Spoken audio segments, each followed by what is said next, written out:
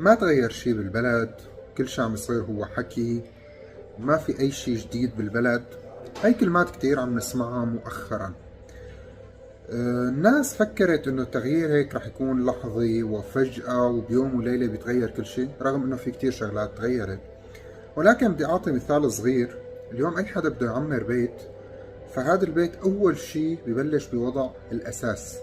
هذا الاساس اللي هو اكتر شي بيكون مكلف واللي البناء قائم كله عليه. هذا الأساس بعد فترة رح ينردم تحت الأرض، ما رح يبين منه شيء على سطح الأرض ولا العالم رح تشوف منه شيء أصلا.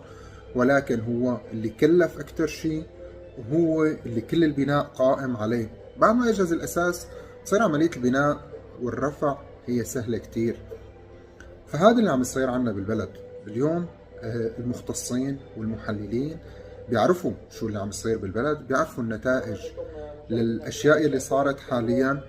والشيء الأجمل إنه اليوم نحن ماشيين بطريق، هذا الطريق متجه نحو الازدهار. برجع بكرر، في كتير شغلات تغيرت، ولكن التغيير اللي الناس طالبته هو رح يكون بعد فترة بسيطة بخطوات كتير سريعة. أنت برأيك تغير شيء بالبلد لما تغير؟